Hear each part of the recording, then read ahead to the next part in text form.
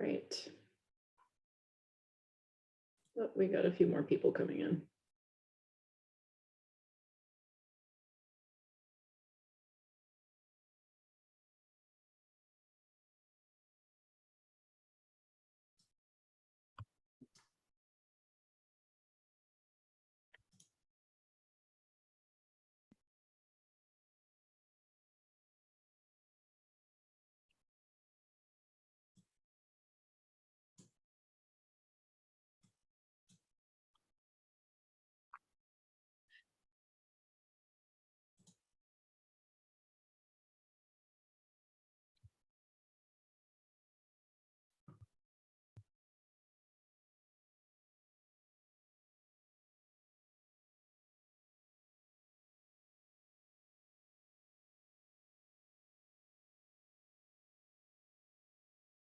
I was going to get started, but we've got a few more people that started coming in. So I'm going to wait one more minute and see who else joins us before getting started.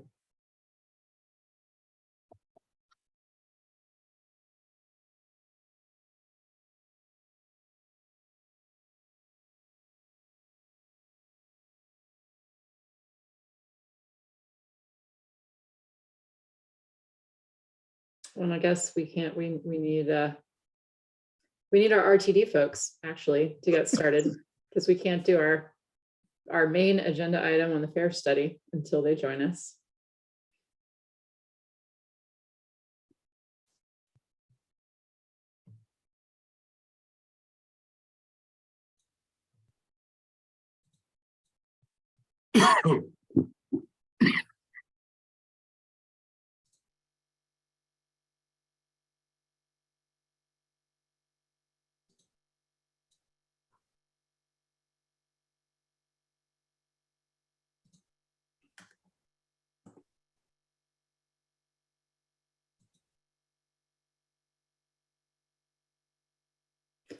Hi, Brandon. Hello, I apologize for my tardiness. No worries. Is it Bill who's doing the FAIR study today? I believe it is Carl. Carl, okay. Yeah. All right. We were going to get started with who we had and then realized we didn't have any RTD folks. And so we couldn't do much on the agenda without somebody from RTD. So here you are. So why don't we go ahead and get started with all the folks that we've got on the line. I think everybody here knows everybody else, but we'll just go through and do a quick round of introductions anyway. I'm Colleen Kirby-Roberts, one of the consultants helping facilitate the group this year. And I'm going to go in order on my screen with next going with Matt. Hey, Matt Applebaum, Boulder. Thanks. Loretta? Loretta La Riviere, P Consulting. Travis? Travis Dewey, CAC member from Thornton. John? John Fusa from Parker area, District G. Thanks. Heather? Hey, Heather Britton from, I live in the Broomfield area.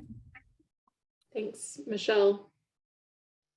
Yeah, I'm a member of a citizen advisory committee member, and I live in downtown Denver. Great. Brandon? Brandon Figliolino, he, him, his, with RTD. Catherine? Catherine Sanders with, of course, the CAC. I live in District J, and I focus my work in the North Denver Metro. Great. Bryn? Grunwald in the Boulder area. Wendy? Wendy Wallach, Peak Consulting Group. And Danny? Okay, Danny's audio is not working yet. So we will, oh, I think Danny just, yeah, I can't talk. COVID, got it. Oh, sorry to hear that. Okay, well, Danny's on the phone with us, listening and chatting via finger typing. All right. Michael Davies and Jen Webster are not able to join us for their RTD news and legislative update. Brandon, do you have anything with RTD news and or Sub-Regional Service Council's update? No, just that. Just a quick update on the sub-regional service councils. On Wednesday, we met with, I believe, 86 elected officials and provided a brief update on kind of the state of RTD. So we talked about safety, people power, the upcoming partnership program, as well as the fair study. So that was a really positive meeting. We had a lot of really good attendance and good questions. And upcoming on Saturday, we're going to be participating in the St. Patrick's Day Parade. So be on the lookout for our newly wrapped parade bus then. The kickoff is at 9:30. All right, sounds fun. Our main agenda item was fair study, and since Carl's not here yet, why don't we scooch down to agenda item number 6 and get an update from John and or Bren on chartering. So Colleen, John, I don't have an update at this time. I'm trying to, Bryn, Devin and I need to get together. Bryn, anything to add to that? Sorry, I hit the button and it wouldn't unmute. Yeah, we just need to find time to get together. Understood. It's been unfortunately life and other responsibilities, but we will do our best to be on top of it. Nope, I get it. I completely get it. So then one other item that we're going to do under open discussion, we've had several of you talk about doing one-on-one meetings with the board directors, and we have spoken with board administrator and with Director Geisinger, and they are going to be putting together availability for each of the directors over the course of April, May, and June. And once we get that information from them, then we'll coordinate with you all to be able to get CAC members set up for a coffee with the director or directors that you're interested in having coffee with. So stay tuned for that. I think that we'll be able to get in touch with you with something on that before the April meeting via email. And so more will be coming there. Brandon, do you have anything to add to that? No, it's just that the board directors are excited to meet with you all. So please, when the schedule comes out, try to make the time to meet with them. Yeah, I think that's great that they're willing to put together a schedule for us, because that's kind of what we need to get the ball rolling. It has to really start from their end. But yeah, I certainly second what Brandon said, that it's really important for us to try to manage to fit their schedule and meet with them. It's a really good opportunity to find out what is on their minds and what issues they think are important, and give us a sense of what we should be taking on over the next year or so. Yeah, well, it's just a kind of a little bit in the reverse as well. Tell them a little bit about what we think RTD should be thinking about. So it's a great chance. Let's not pass that up. So thanks so much for getting that going. Brandon, I do have one question. I every once in a while kind of follow this in terms of whatever is maybe new at RTD, maybe not so new. In terms of both ridership and budget, is there anything interesting? I mean, is there anything unexpected, or both ridership and revenues kind of tracking what the predictions were? And it's hard to predict right now, given all the strangeness and people going back to work or not going back to work or whatever is going on out there. Right. I haven't looked at all of the numbers, so I can't speak to the revenue forecasting, but we are seeing more and more passengers, and so that's why we're able to expand our light rail service hours. So we're expanding those. on the light rail to midnight on weekdays, and then 2 a.m. on Fridays and Saturdays. And we're also adding the FF2 service back in a limited capacity, all because we're seeing an increase in demand for those services. So we're definitely trending upward, which is really positive to see. And do you have any, sorry to push you on this, you're probably not exactly the right person, but you keep up with it more than most. You know, are you seeing, I know around the country, the work trips are coming back kind of slowly. Are you seeing any difference between the traditional work trips and the rest of day trips? No, so what our team is noticing most is an increase in traffic during events. And so the typical 9 to 5 commuter has not returned. From what we're seeing in larger numbers, it's really those concerts and sporting events that are driving foot traffic on buses and trains.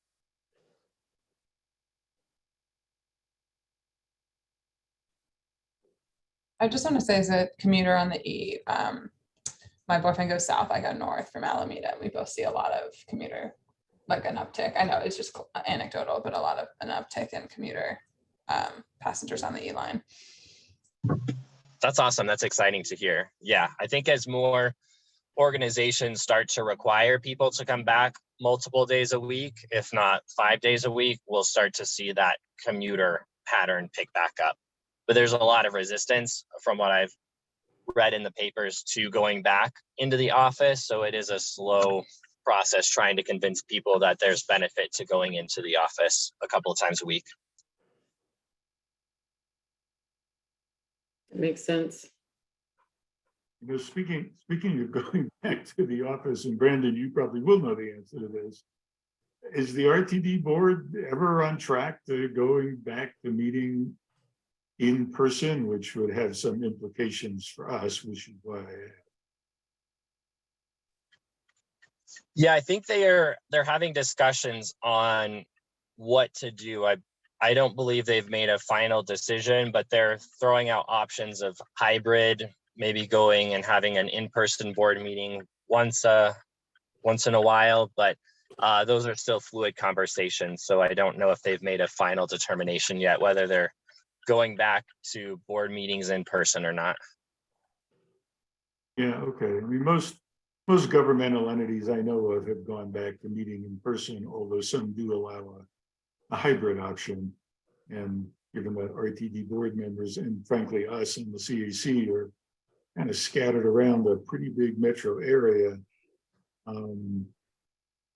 you know, a hybrid option might make sense. But yeah, keep us up to date on that. I still would like us to get together in person, and if it's not all the time or if it's hybrid, that's fine. But once in a while would be nice. Yeah, absolutely. If any of that changes, I will definitely let you know. Noted. Great. Brandon, do you know when Carl's supposed to join us? I thought he was going to join us at 2, so let me give him a call real fast. Okay. And see if he can hop on. So if you all want to keep chit-chatting, I will hop off and then I'll give him a ring real fast. Okay, sounds good. Are there any other topics that y'all wanted to discuss during the open discussion time before we go into the pair study, assuming Carl's still joining us? Maybe the article in Westward about the unlimited rides. That people know. Yes. Yes. Travis, were you the one that sent that out to everybody? I had shared, Denverite did one article about people that are sort of riding RTD all day, and then Westward did something a couple of days later. But yeah, sort of on the RTD decision that I think I pushed back to June, which might be a good opportunity for us to be able to draft, you know, our input and give it to the board in advance about sort of changes to I think it's the code of conduct that, you know, limit sort of activities on RTD service and whether RTD should require people to have a destination, or sort of give security a tool to remove a rider who continuously stays on a train and stuff like that. Yeah, I think, has the CAC written letters to the board for anything previously, or has everything just gone through meeting discussions and updates and minutes to the board? I think we have, but very rarely, written something to the board. Given, updates when we come to some conclusion about something at the board meetings, when one of the co-chairs gets to present. I would be perfectly in favor of doing a little more written communication when and if we take on an issue where we really do have a recommendation of some sort. And maybe we'll have one today on the FAIR study. I don't know. We'll just see how it goes. The FAIR study seems to be heading in the direction that we recommended way back when we heard the last presentation from them. So it may be that our recommendation is, yeah, we just like the way it's heading. I don't know. But still, that's worth passing on to the board. I think some of the more controversial issues, yeah, it's worth our while to try to send them something written and then follow up with the presentation at the board meeting. Travis, you've been following this issue. I'm just curious, especially since we've got some time. Do you have any opinions about it? I'll say that I usually take the in line, and that route doesn't have the issues, but it's largely because there's always or some commuter rail lines like the A and the G use security guards. The N doesn't use security guards, but it uses like a RTD staff member who's sort of like a conductor on board that walks through and says hello and stuff. But yeah, I think a lot of the issue that's been coming up is mostly on the light rail lines, that during COVID, they stopped fare inspections. And so security guards don't get on the trains. And I think what happened is back, I don't know, a year or two ago, when Union Station was having its security issues, RTD and Denver police sort of stepped up enforcement at Union Station so that people couldn't loiter there during the day or sort of spend an extended amount of time in the bus terminal. But what happened is instead, a lot of those same individuals noticed the light rail trains don't have any enforcement from security. And so they instead say, get on the E line and just ride it around all day. The Denverite showed some photos of, people that had almost literally started camping in their sleeping bags, like on the light rail train, and puts the light rail operator in a tough spot where they don't feel comfortable on their own, removing people from the train. And I think RTD security also currently doesn't do anything because there's not an actual rule that says you can't do that unless, maybe it's related to fares or something like that. But yeah, I don't have necessarily a strong opinion. I think maybe the decision that RTD needs to make, not only on code of conduct, but maybe just a bigger question of, are they going to consider what they do at commuter rail and increase staffing on the light rail so that, fare inspectors get on, or, there's just like a physical presence of someone that comes and checks on trains and helps out people that maybe need other assistance where, spending the entire day on the light rail is maybe not the best solution for the situation they're going through, if that makes sense. Yeah, that's interesting. I don't ride the trains hardly ever. I'm on the buses, which by their nature don't really quite have this same type of problem in general. But yeah, I don't know. I mean, it'd be interesting to get more information about it. If you do it based on fares or tickets, well, you ride once, you basically have a day pass. In theory, you've paid for the whole day. You could legally stay on the train all day if you wanted to.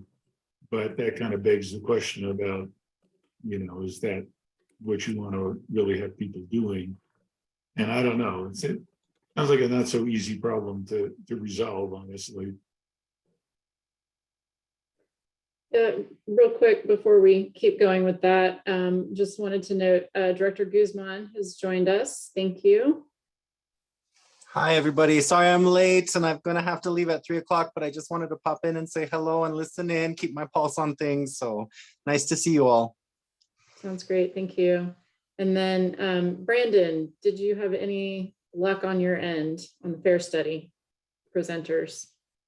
I am trying to get them on. I apologize. There's a little miscommunication, but I'm working through it. So just give me a few more minutes. Sounds great. So Director Guzman, we're talking right now about the code of conduct change. We're not following the agenda quite in order. We're going ahead and moving into the open discussion portion right now. We haven't done the fair study yet. Waiting for those presenters to come on. So we're talking about whether the CAC wants to provide group opinions on the code of conduct change that's coming up. If I can be so bold, I would encourage you to do so. I think we can take that information and do a lot with it, and it's weighing on the minds of several directors.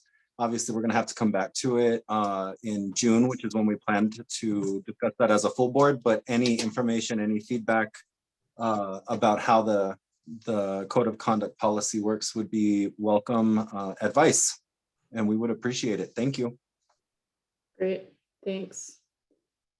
And Travis, thanks for your opinion. I don't know if others that are here with us today have specific thoughts on whether you think the CAC and whether you personally support the change or not.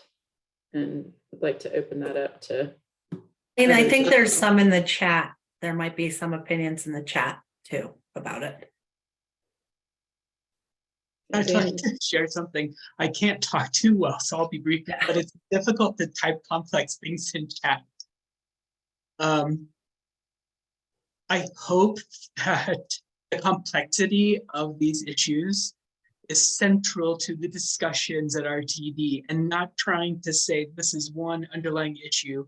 This is not a root cause kind of issue. It is many root causes, all interdependent with many different responsible groups. And with that, just sharing one thing from my perspective as a writer that does have these issues with regularity on my route, is that I have lived in cities like New York City where people experiencing homelessness, whatever their condition, I have ridden on long trips with them. And I don't have a problem with that. And I think for me, it is a safe thing. And I never experienced in DC or New York what I experience here, which is people on who knows what getting in fights. When it was near me, I was between two people who got in a physical fight, and one or both of them was like on something and they were using the train for a while, and I was trapped, and it was so scary. And I stood in the stairwell kind of trying to avert my eyes so that I didn't draw their attention, and I had to get out of their way. And I have seen broken pipes that were clearly used for drugs, and they were shards, and they left them on the seat. So dangerous. And I think while those things are important to me, safety issues, I expect this to be filled with humanity and empathy, and knowing that it's not going to be something to address. But I have, and one thing in the article, I got it just before Travis shared it out, that was so cool, is that people are sharing, like sometimes they are encountering unsafe conditions. For me, that's not necessarily always tied up with people staying on for so long. It's that this system is unstaffed. I've also, like in the past, there's just always station agents everywhere I've been, or there are just people around. And when there is a human presence of staff, it creates an environment where expectations are different. And as long as we have a system that's largely unstaffed, and I didn't see people other than the conductor who's, in their own space in one section of a train, I didn't see people for over a year. And I would like keep an eye out and I would take notes. And if that's the case, we're creating conditions, not for the issues necessarily of people staying on all day who are trying to have a warm place to get out of the cold, let's say, But for other things to happen that create safety issues, some of them are connected to this and some aren't, I think. And Thanks, Danny. I appreciate it. We do have, okay, I just think that I was able to get Brandon to share his screen now. We do have the presentation available for the FAIR study. And then just Brandon's going to get started on that, and then we can finish up anything related to what we were just talking about at the end. Thank you. Are you all seeing the the FAIR study screen and not my email? Okay, perfect. Yes. Awesome. Well, thank you. While we wait for the FAIR study team to join us, I'm going to go ahead and get started, just being cognizant of everybody's time. So last month, our FAIR study project team and the consultant team presented a draft FAIR study to the board of directors, and through the month of, or the later month of February and early March, they received comments and feedback on that draft proposal.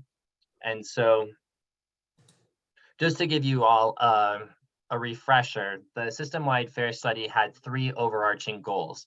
It was equity, so supporting transit-reliant and financially burdened customers, providing equitable and fair access to fares and other products, as well as discounts and discount programs, regardless of an individual's race, color, national origin, income status, etc. The other goal was affordability, so aligning fares with service and value. We've heard constantly that our fares are confusing or too expensive, and so one of the goals of this study was to alleviate some of that confusion. And then the third goal was simplicity, so make fares easy to understand and standardizing discounts to make them also more accessible and easier to comprehend. So throughout the past year, we've had different engagement periods.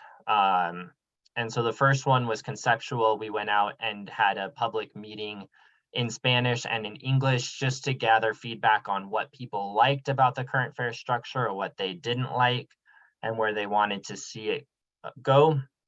In the second iteration, we presented 2 alternatives. And so you can see here, our current fare structure has a local $3 3-hour pass and a regional $5.25 pass for 3 hours. And then the airport fare is $10.50. Monthly pass for local is $114, and the regional airport monthly pass is $200. So that's pretty expensive. We came up with 2 alternates. So alternative A, reduce the cost on all of the fare structures, local, regional, and airport, while keeping that fare structure of zone A, B, C, so regional, the regional structure. So it dropped it about 25 cents or 50 cents, depending on the level of service. And then alternate B combined the local and regional to improve simplicity and ease of understanding, but kept the fare the same. So it didn't have a discount. It was just $3 and $10 for the airport. So the airport did drop by 50 cents, but the local didn't see a discount for that 3-hour pass or the day pass based on our initial alternate B. So we have essentially received feedback from the community that the preferred alternative is B, and that is because it's simple, it's easier to understand. As long as you are traveling anywhere but the airport, you pay 1 fare. And then if you are starting your destination or ending your destination at the airport, it is a different fare. And so what you can see here is that the project team decided that we would go with alternate B, but we would reduce the fare for all levels of service. And so the local 3-hour pass drops in this proposal from $3 to $2.75, and the airport stays at $10. And so what is really beneficial about this proposed fare structure is the monthly pass. And so you can see here that a monthly pass for the airport or regional customers was $200 a month. Under this proposed draft, it drops to 88, which is less than half. And so that's pretty significant, especially if you are a regional customer who's traveling a lot, going from Boulder to Denver or Longmont or wherever along the system, as well as for the airport. And so that includes the airport. You could go to the airport 8 times or 9 times during the month, and you've already made up your fare based on that. The other component of the proposed draft fare structure is the discount fare. And so by combining the local and regional price and lowering it, and then adding the discount for individuals with disabilities, individuals over the age of 65, and Medicare recipients and such, the local fare drops to $1.35 for a 3-hour pass, or less than $3 for a day pass, which is a pretty significant savings. And then under the monthly pass, that drops even less. And so now you are paying $27 a month for your pass, as opposed to the $114 or $200. They've also expanded the Live program. So I can't remember the threshold amount for the Live program, but they have proposed increasing it so that way more individuals will be eligible for that program as well. And so the next steps, the board is notified in April that we will be taking this draft fare structure and presenting it to the public for public feedback. In May, we're going to have some open houses virtually and potentially in person to gather additional feedback and answer questions from members of the public. Once we have all of those comments, the project team will go back and refine the final proposal that will go to the board in July for consideration. And if the board approves, then we would look at Q1 of 2024 for implementation. I know I just threw a ton of information at you. So what questions do we have or comments? Let me put up the proposed draft again.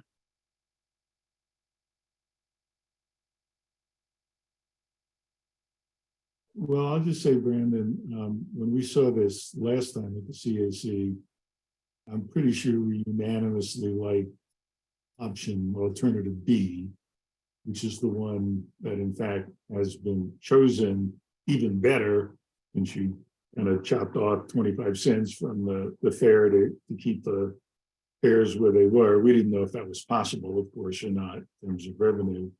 So, you know, it's it's kind of hard to argue. It's a pretty significant drop in fares. I assume that the various pass programs like EcoPass prices will accordingly be reduced in cost as well, whatever formula you use. I think that would be interesting to see for our group as to how those things are priced. Those are really important. And of course, being in Boulder, it's really important because so many employers here and the university provide eco passes.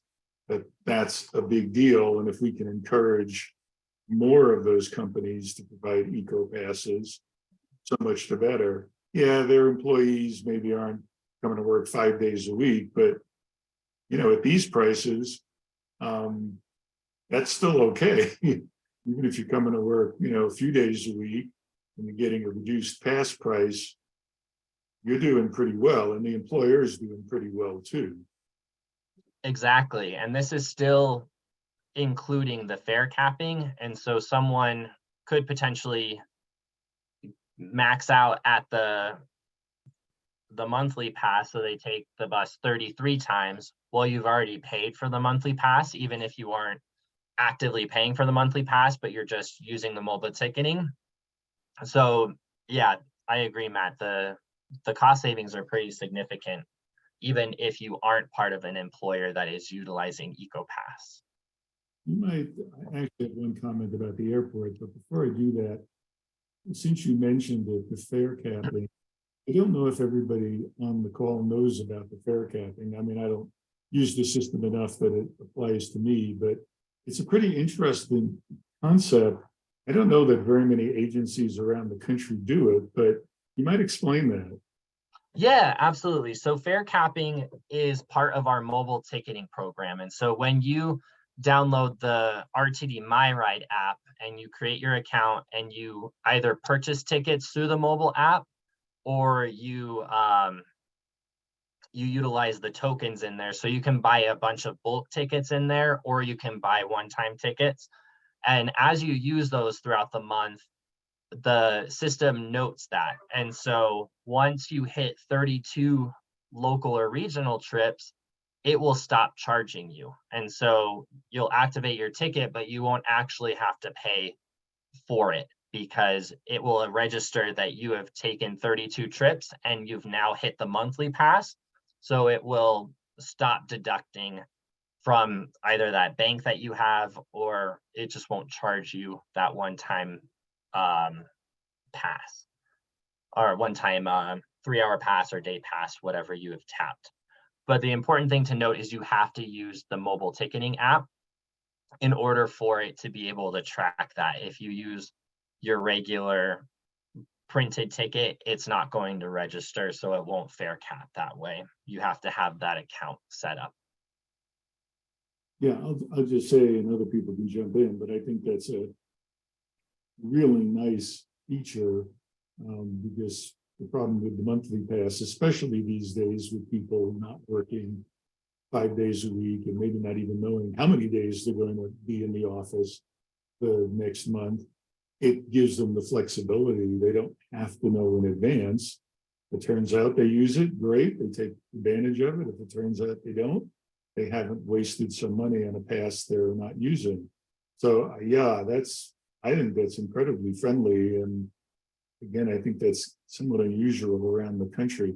My only other comment, and then hopefully other people will jump in, is the airport fare. I do go to the airport on the bus. It's the only way I get to the airport.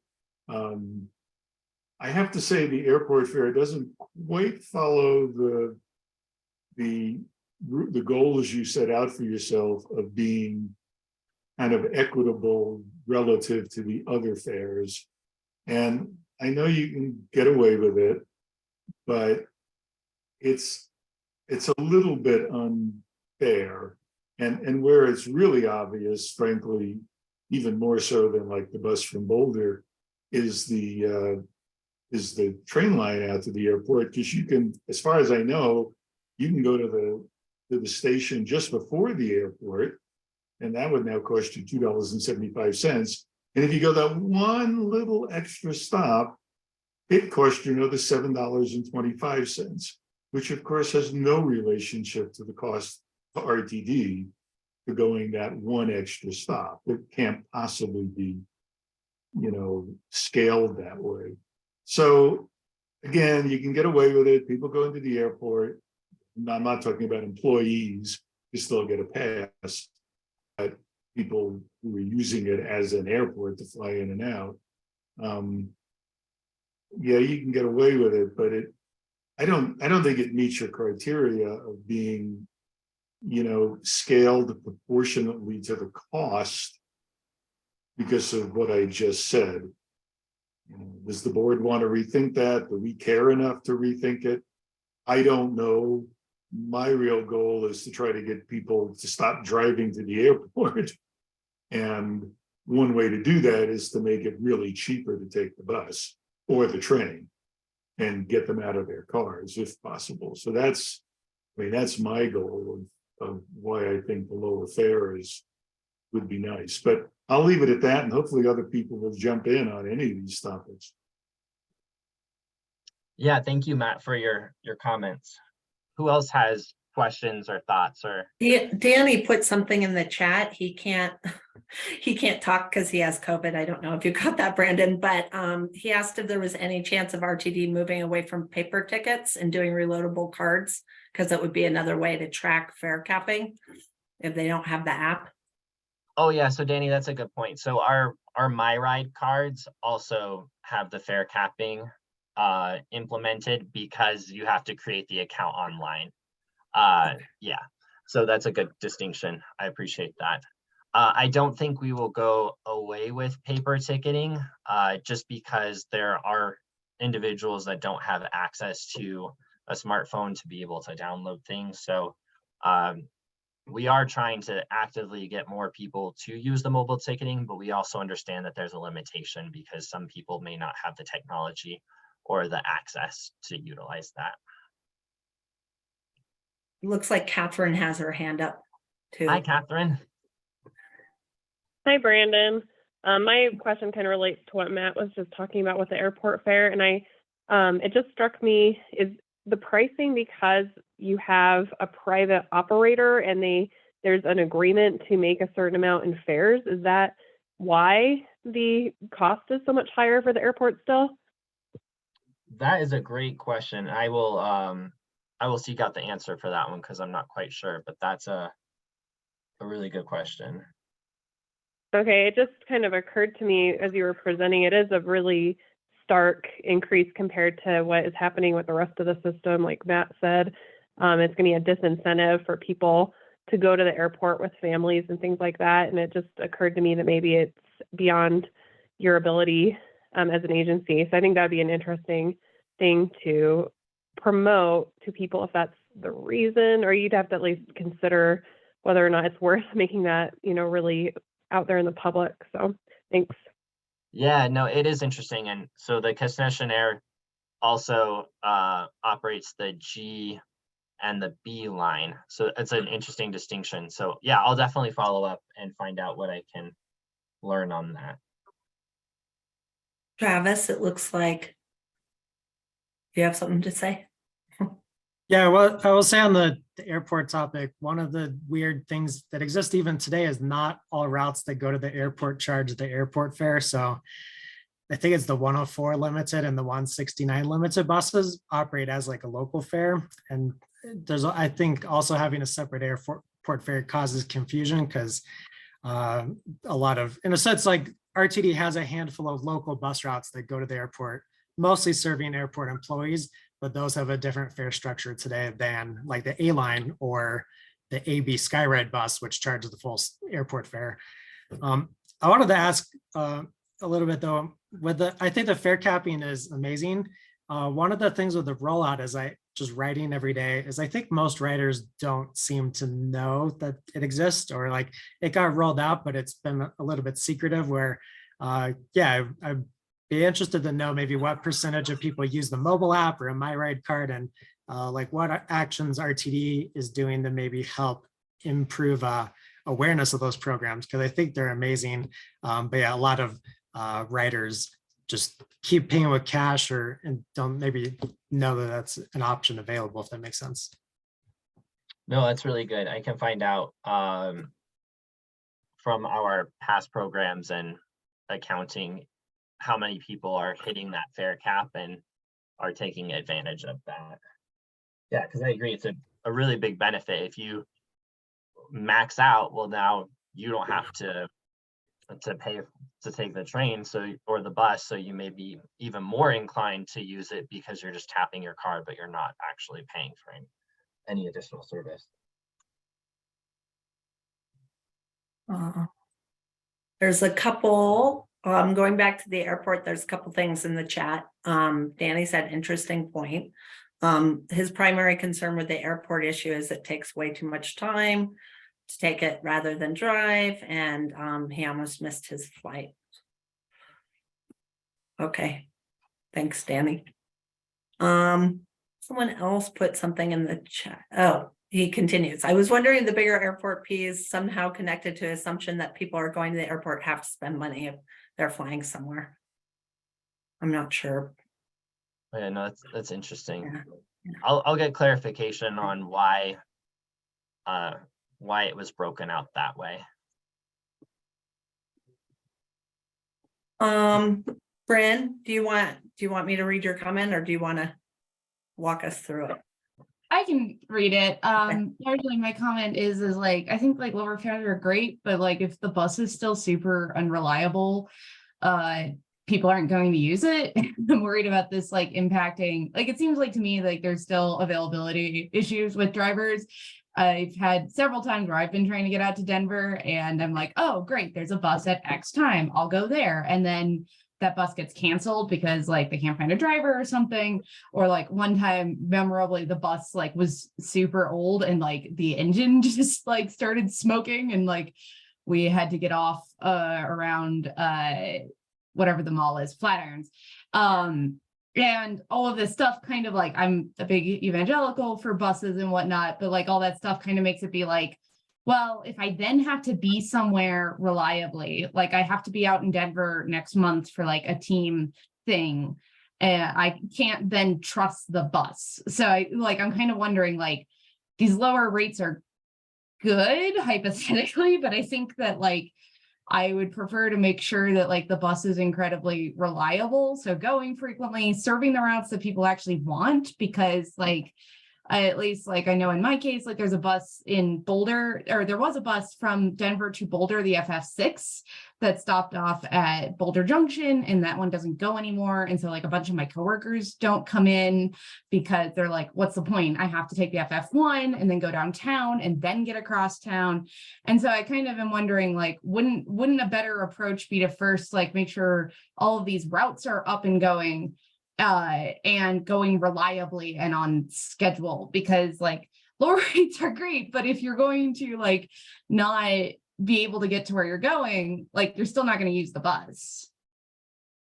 Yeah, no, I appreciate that, Bryn. So we're really trying to do a multi-pronged approach. And so while we're doing the fare study, we are also actively recruiting, and we have seen a larger group of operator classes starting just this last Monday. Our general manager Johnson was able to welcome in 45 new employees on Monday. And so we are really seeing a lot more hiring and traction.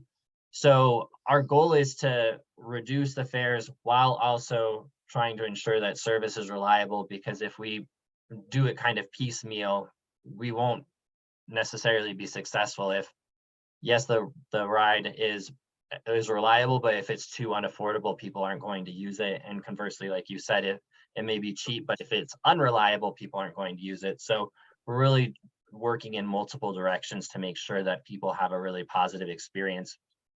And yeah, and so we also have the system optimization plan. So your reference to the FF6 being discontinued, the FF, I can't remember, I'll look it up.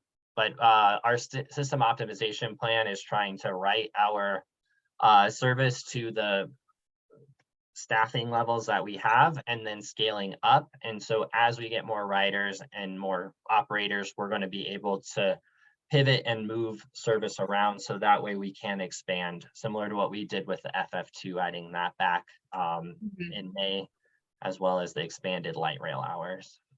That's good to hear. I think the FF2 adding back in will see a lot more usage because, I mean, I went to CU and a lot of students can't afford to live in Boulder and live outside of Boulder, but it's incredibly slow if you're taking the FF1. So. Thanks, Bryn. Thanks, Brandon. It looked like Matt and John both have their hands up. Matt, I think you had your hand up first. I've said enough. Why don't you go first? Thanks, Matt. Thanks. Okay. Brandon, quick question. This is John. Way out here in Parker, way out on the suburban edge of the district. Mm-hmm. One of the few services that RTD provides that seems to really work is Flex Ride, kind of meeting that low density suburban need for some of our carless seniors, students, etc. Does this fare structure revision apply to Flex Ride as well? That's a great question. Yeah, so Flex Ride is included in this fare structure. So the the ride would just be $275 for the pass. Okay, good deal. Thanks, Brandon. Yeah, absolutely. Matt? We do have we've gotten a little off the fares and into reliability, although I think they're somewhat related, especially if you're going to charge a premium to the airport. So somewhat out of curiosity, I get the messages from RTD when the buses are running late or canceled for the AB, which goes to the airport in Boulder. And I can tell you it's a pretty regular feature that an airport bus coming from Boulder to the airport gets canceled. And the problem is that the next bus is an hour or more away. And what the heck do you do? I saw one, I think 2 weeks ago, the very first bus leaves downtown about 3:15 in the morning. I've taken that bus. The message went out right at that time, right when the bus was supposed to leave, that it was going to be 20 minutes late. And then 10 minutes later, a message went out saying it was canceled. The next bus is an hour and a half later.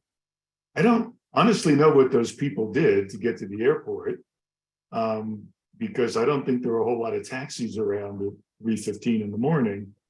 The one thing I can probably tell you is they're not going to take the bus again to the airport.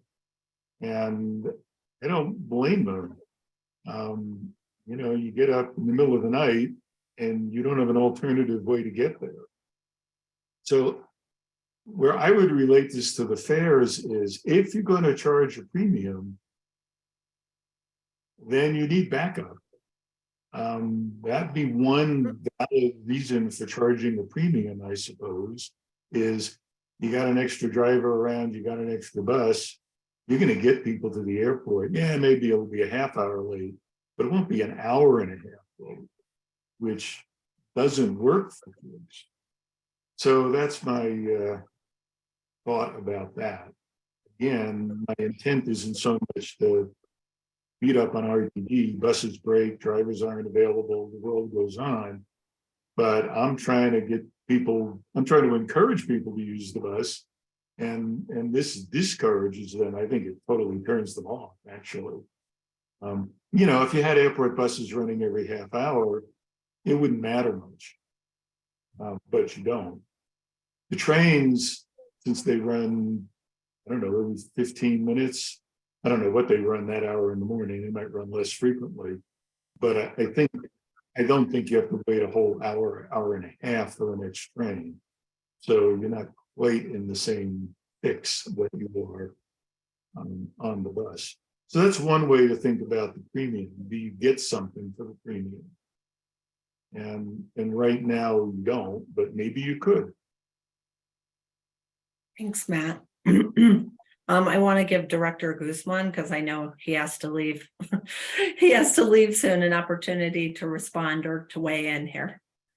I am intrigued with the conversation and thank you for having it. Keep up this type of conversation. I'm so sorry I can't continue with you right now. I want to point out one quick thing in the proposed draft, and I'm really excited about this because I use the A line to get to the airport for family and friends. I do know that the premium is an issue. I'm not sure why it is the way it is, but I would say to keep in mind that if you are frequently traveling that route, the cap is at $88, which is the monthly pass, and it does include the airport fare as well as the local and regionals. And so, you know, as we've discussed, that cap is in place, which is really awesome. And I'm excited about it overall because I do think that it takes into consideration hourly wage employees that need to get local and distances. You're talking about the airport fare, but overall use of the whole system, this is a really good plan. And I'm really excited to see it because I remember using 50 cents to get on the bus to go somewhere in Denver when I was a kid. And now I wouldn't even be able to tell you what I need to pay for me and my niece to get from Denver to Arvada. So just, I know that there's a lot of questions and I'm excited to hear them. I put my contact information in the chat. Please feel free to reach out, ask questions, send us notes, get us information. And I appreciate that you are all weighing in on it. So keep up that good work. And I'm sorry, but I do have to go. So I appreciate all your work. Great to see you all. Have a good night. Thank you, Director Thanks. Guzman. Thanks so much. Thanks. So I don't know, are there any more questions for Brandon on the FAIR study? That's about the FAIR study? Go ahead. This is one where I think we should report to the board. And I've kind of made some notes. I'll let you know what I think I've heard. And John too can chime in on this because one of us will give the report. But if there are any other comments, good, bad, up, down, whatever it is, this would be a good time to do it. And we can actually present some thoughts to the board, which I think will mostly be positive, but clearly there have been some concerns raised about a few of the items. John? No, Matt, I agree. I just wanted to, on that topic, I think you and I, with Colleen, Loretta, and Jen can maybe put some notes together. I did want to ask if we wanted to, as a body, as CAC, basically in the next update, to your point, Matt, basically do a statement of support or endorsement of the proposal, kind of formalize it. If there was support amongst this group for doing that. Well, I think, and whoever is on the call can absolutely stop me when I go astray.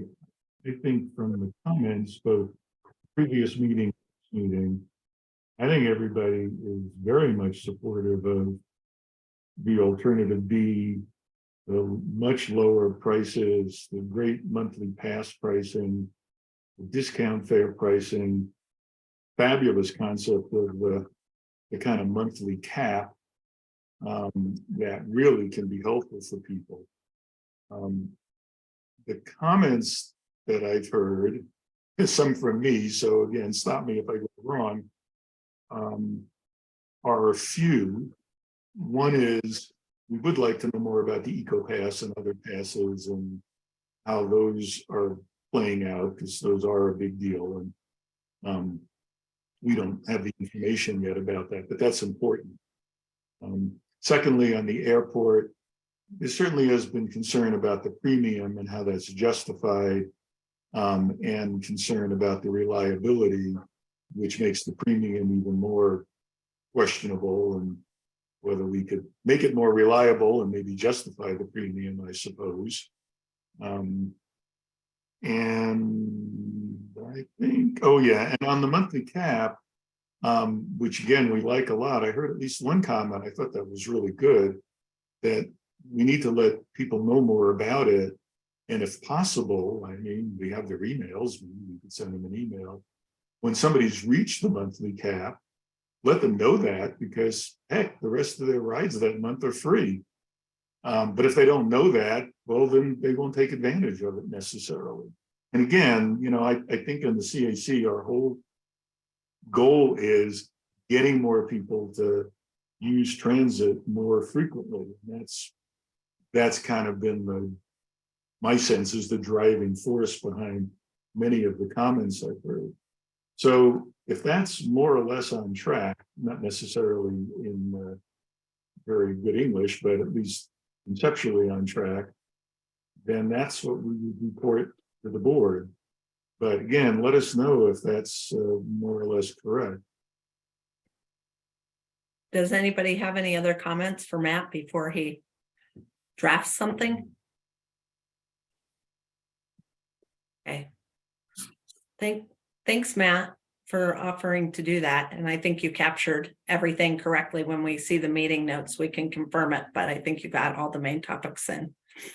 Yeah, we should write, I mean, we, the 3 or 4 of us should kind of just draft up some bullet points. I don't care who presents it to the board, or John or me, whoever's available.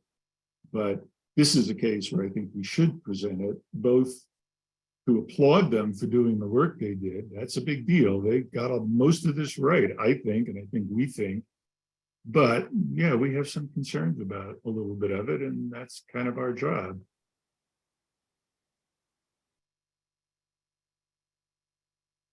Thank you. Yeah, Matt, if you don't mind spearheading that effort, that would be great. Yes, Nick, that's what I get as a reward. Yes, I know. You're welcome. Hey, We appreciate Matt, this is John. If you just throw out a couple bullet points, I can add some comments on top. And if we're running ahead of the board meeting, perhaps we even circulate it, but I'm happy to, if you throw out some bullet points, I'll always have something to say. Okay, no, that's great. Anybody else? Again, we're looking for any other thoughts. They could be good. We could just be applause. We got it right. Or it could be, I still have a concern that hasn't been mentioned. Hearing none, I think you probably got it right, Matt. No, I mean, it's really a good plan. It's even better than when we saw it the first time. So it doesn't surprise me that this group would be supportive of it. This is the direction we wanted it to go in. And before I forget, there's one piece that we're also trying to work through. It's just not on this slide. But we are looking at zero fare for youth as a pilot, where we would make the system essentially no cost for individuals 19 and younger.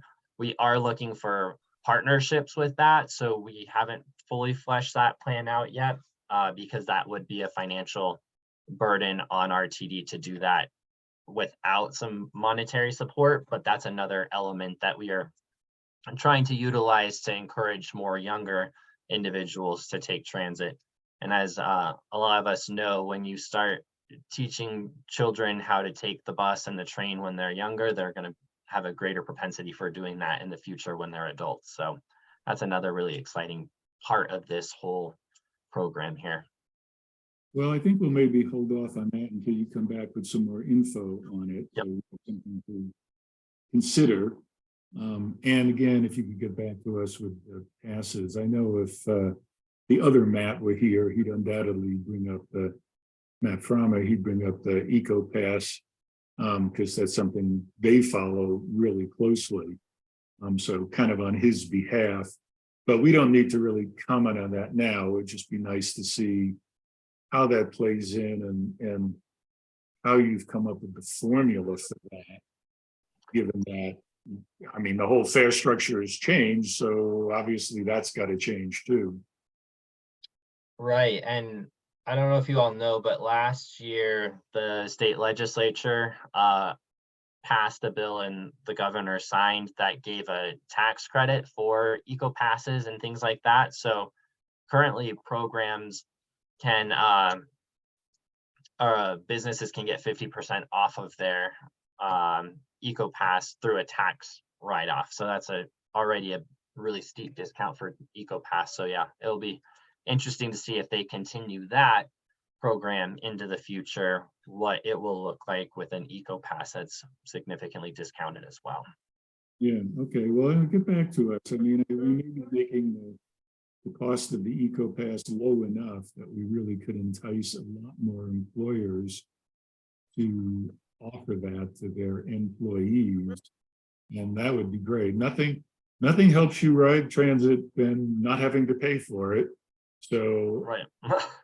It's a big incentive. That's why we've got fare capping and the lower monthly pass proposed. So if it's lower and you hit it, well, now you're going to ride it more because you don't have to pay. Thanks, Brandon. If there's no more questions on this, I think, I don't know, Brandon, if you were on, but we started talking about the code of conduct, and the CAC talked about if they might be an opportunity or if there's a desire to draft a formal response to the board, or so I don't know, Brandon, if you have any overarching comments about the code of conduct before we talk about next steps. So the code of conduct is being paused. So that's not even going to be open for public comment or anything until June. So that's going to give us time to reassess. It's going to give Chief Fitzgerald time with his family. For those who are unaware, his son was a peace officer in the Midwest and was shot and killed in the line of duty. And so he is currently grieving, and so we want to respect his time and his process and space. So the board last month paused the code of conduct conversation until the summertime. And so that will give us time to really think about how we're going to engage with people and get public comment. So it's a collaborative process. So we will definitely rely on your support and getting people out there providing comments in the summertime. But for now, you won't need to do anything because there's no board consideration right now. Thanks, Brandon. Yeah. Other items for open discussion? I know we started before Brandon gave his presentation, and I think that we ended on the code of conduct, but other items? Okay. This is John. John, Yeah. just a comment. It was a good conversation, both on the code of conduct and on the revised fare structure. Kind of thinking about it from a higher level, right? There's barriers to use of RTD, and also related barriers to the usefulness of RTD from a rider perspective. And I do think the revised, just an observation, I think the revised fare structure and the reduction in fares generally helps to reduce one barrier to the use and usefulness of RTD. What we heard today on the code of conduct, really another barrier that I think we've talked about and we're all aware of is public safety. Personal and public safety in using RTD is another barrier still out there for the organization to tackle. Love to, as you know, later in the year, maybe hear about that, some more about that. And then we also heard comments right about service. I think both headways or frequency and also especially reliability, you know, with the airport service buses being canceled. So I don't know that we revisit those topics or perhaps hear from RTD later in the year about how the organization's tackling some of those barriers. We do that, I guess, every month. But, you know, I think of those three big ones, the fare one is a big potential win and an improvement. Those two other ones are real challenges, though. That's all. Thank you. Thanks, John. If we have nothing else, I think that concludes the meeting. Yeah, I will get back to you all on the questions that were asked. We appreciate the feedback, and yeah, we will see you next month. Thanks, you guys. Thank Feel better, Danny. Have a good one. Feel better. Bye. Bye.